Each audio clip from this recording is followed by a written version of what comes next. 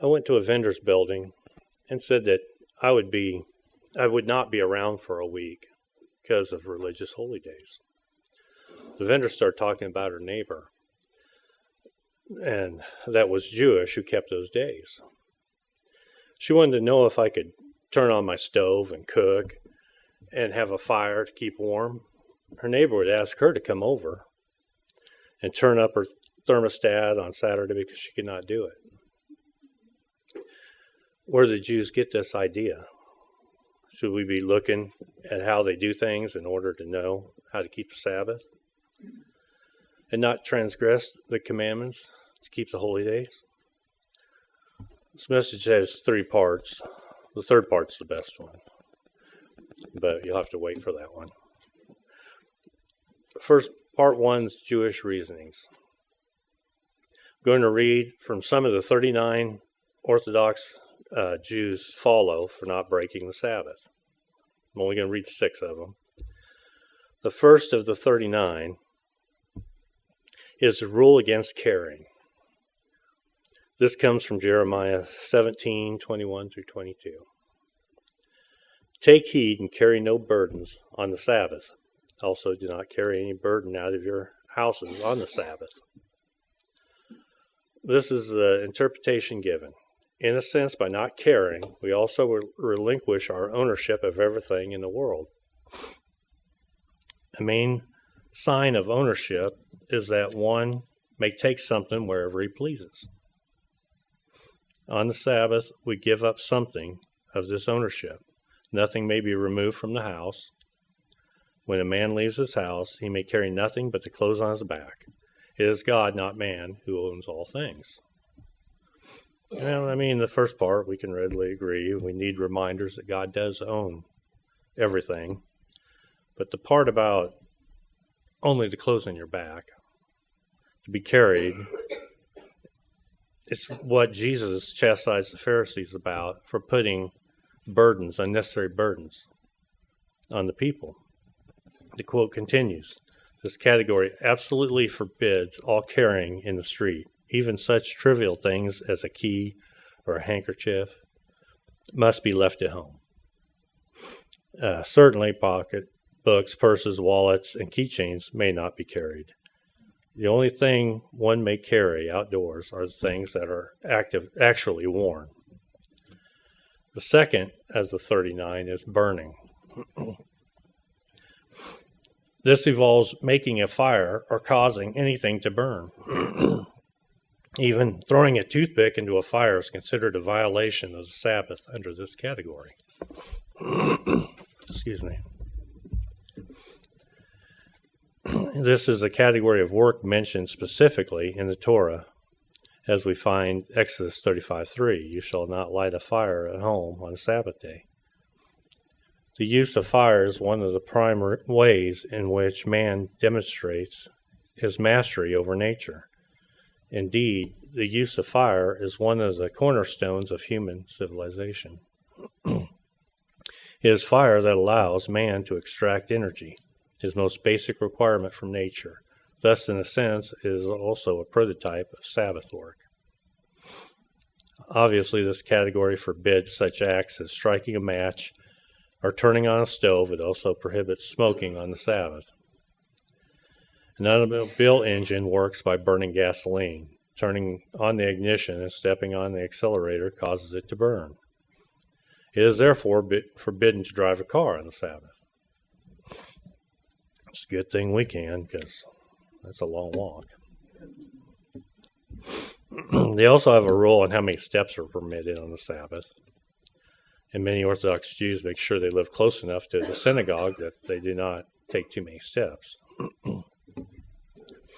Heating a piece of metal so that it glows is also a category of burning. When an electric light is turned on, its filament is heated white hot, producing light. This is therefore forbidden on the Sabbath. In general, any use of electricity violates the spirit of the Sabbath, since it involves extracting energy from nature. According to many authorities, electricity has the same status as fire with regard to the Sabbath. In any case, the practice of all observant Jews is to avoid turning any electrical appliance on or off. Since the telephone also works by electricity, it should not be used. And I also found that some appliances come with a Sabbath mode. For example, a refrigerator in Sabbath mode, the light bulb will not turn on if you open the door. Then the third of the 39 is extinguishing. This includes extinguishing or lowering the flame in any way. As such, it is opposite of burning. Thus, for example, one may not turn down the gas on the Sabbath. Similarly, it is forbidden to turn off the lights or any other electrical appliance. Thus, for example, one may not turn down the the Sabbath, however, may be violated whenever there is a possible danger to human life. Therefore, in case of a fire, anything necessary must be done where life may be endangered. If no life is endangered, you can set buckets of water nearby in hopes that the fire will get extinguished when it gets to it. Can't make that up. This includes, this is 7 of 39, and this is cooking. This includes all forms of cooking and baking. Even boiling water falls under this category. It also includes any form of heat treatment of non-foods, thus melting metal or wax or firing ceramics are all included.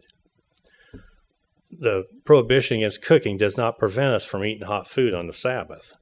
Indeed, part of our Sabbath joy consists of eating hot food. However, this must be prepared in such a manner that no act of cooking actually takes place on the Sabbath. In order to prevent one from forgetting and adjusting the flame, the stove must be covered with a tin. This must also cover the controls, making it impossible to adjust the flame. Hot cooked food may then be kept on this tin. Under some conditions, it is also permitted to rewarm food that is already cooked. These laws appear very complex when you put it in writing, but they are very simple in actual practice. Their words, not mine. Then the number 20 of 39 is selecting.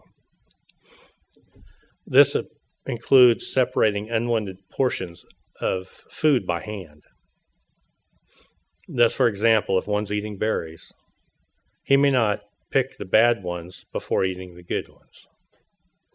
One may, however, eat the good ones and leave the bad. It is likewise permitted to peel fruit and vegetables for immediate consumption. This category also forbids one to pick bones out of fish.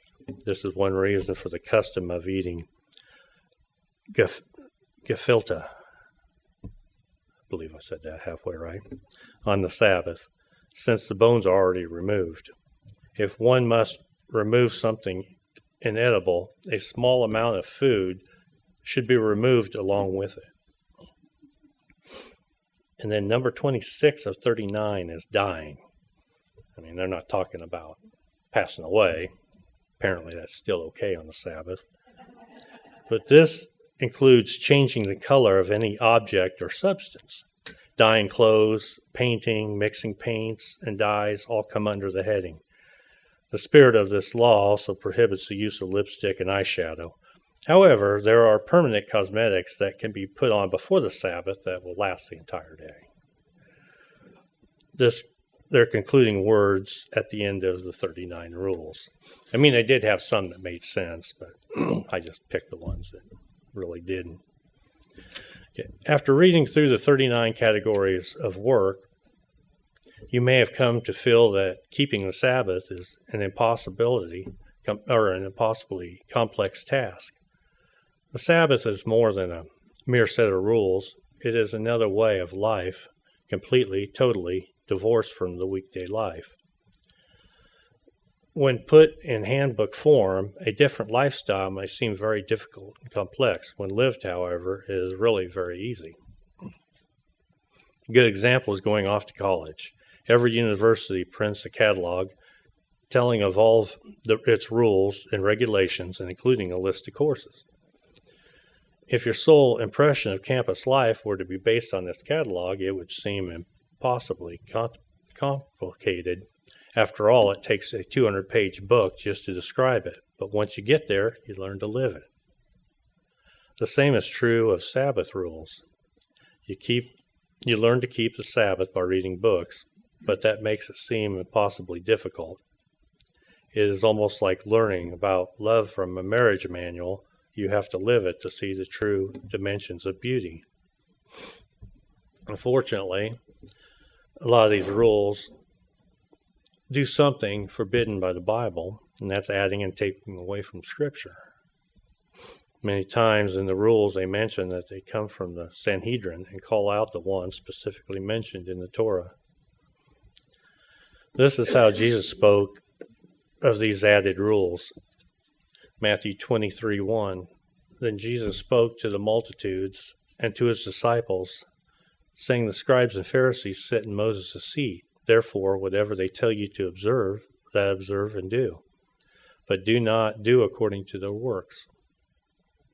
For they say, and they do not do. For they bind heavy burdens hard to bear, and lay them on men's shoulders. But they themselves will not move them with one of their fingers. But all their works they do to be seen by men. They make their phylacteries broad and enlarge the borders of the garments. Point 2. Context of verses used to prohibit any fire on the Sabbath. Jeremiah 17:19. Thus the Lord said to me, go and stand in the gate of the children of the people, by which the king of Judah come in and by which they go out, and in all the gates of Jerusalem, and say to them, hear the word of the Lord, you kings of Judah and all Judea, and all the inhabitants of Jerusalem who enter by these gates. Thus says the Lord, take heed to yourselves, and bear no burden on the Sabbath day, nor bring it in the gates of Jerusalem, nor carry a burden out of your houses on the Sabbath day, nor do any work, but hallow the Sabbath day as commanded your fathers. The context goes back to the Sabbath commandment of not doing your customary work on the Sabbath, the thing that you do to make a living.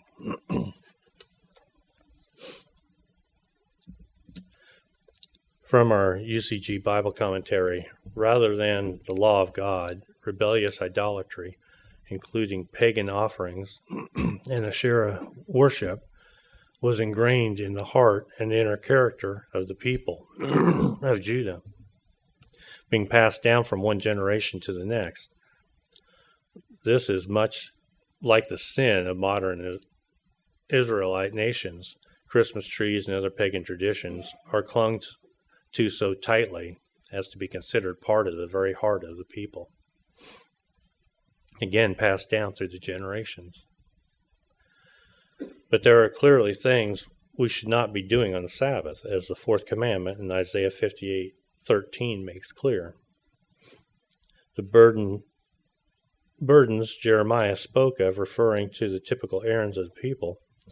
For instance, lugging wares home from the market, and the work of the people were doing referred to their regular business or household responsibilities.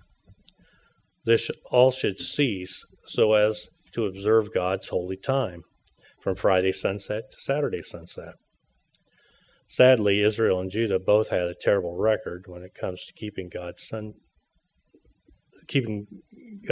Saturday Sabbath. Ezekiel 20 makes it clear that the two main sins of Israel in the past were idolatry and Sabbath breaking, and that they had been severely judged for these. Now their continued violation of the Sabbath will be met with judgment again.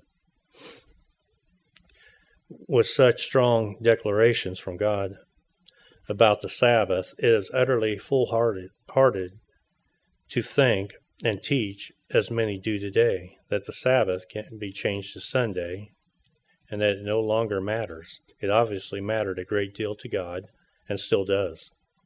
It should likewise matter to us.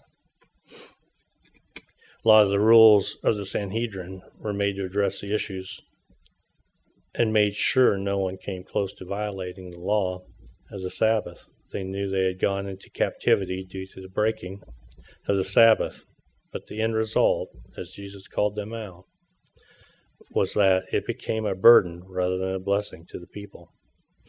If you'll turn to Exodus 35:3, it's already been mentioned previously, but Exodus 35:3, you shall kindle no fire throughout your dwelling on the Sabbath day.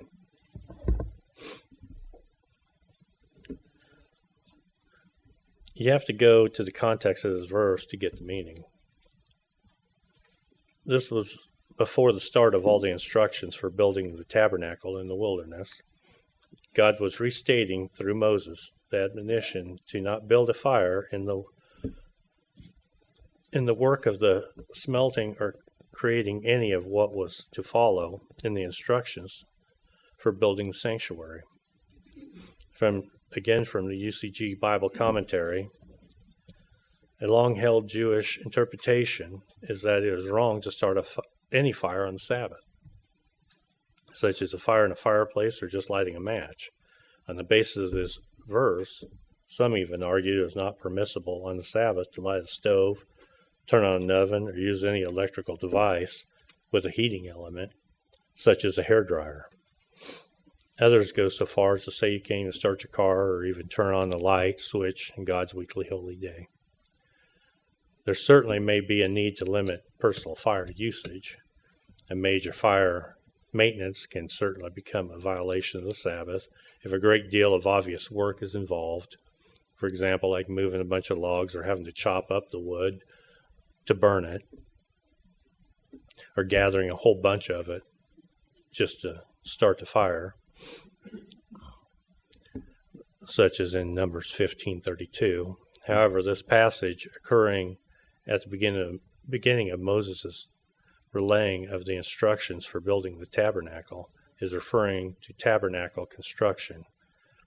God, it appears, was telling them not to kindle an industrial fire on the Sabbath, to melt silver or gold or forge other metals for the construction of the tabernacle.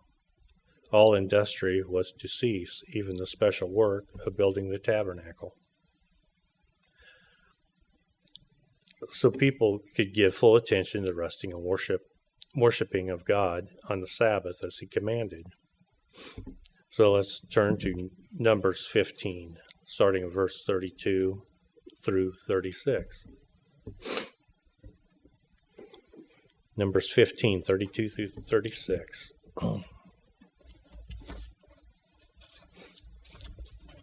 Now, while the children of Israel were in the wilderness, they found a man gathering sticks on the Sabbath day. And those who found him gathering sticks brought him to Moses and Aaron and to all the congregation. They put him under guard because it had not been explained what should be done to him. Then the Lord said to Moses, "The man must surely be put to death. All the congregation shall stone him with stones outside the camp." So the Lord commanded Moses, all the congregation brought him outside of the camp and stoned him with stones, and he died. This was not simply gathering of kindling for a fireplace. Moses had to go to God to see what the sentence should be. Go back to verse 30. But the person who does anything presumptuously, whether he is native born or stranger, that one brings reproach on the Lord, and he shall be cut off from among his people. Because he despised the word of the Lord and has broken his commandment, that person shall be completely cut off. His guilt shall be upon him. Then it goes into the text about the man who did a presumptuous sin. He deliberately was doing his work in violation of the Sabbath. The sentence was death. Now, part 3, the best part, the conclusion. We do not need to look to Orthodox Jews to see how to worship God. They were already getting off track 2,000 years ago when Jesus chastised them for making the Sabbath a burden and actually driving people from the knowledge of the truth. The Bible instructs us how to keep the Sabbath, to do no customary work. It's not requiring that we not lift a finger to turn on a light or to drive a car to services. These are added burdens that take away from the joy of the Sabbath and put the focus on rules rather than the worship.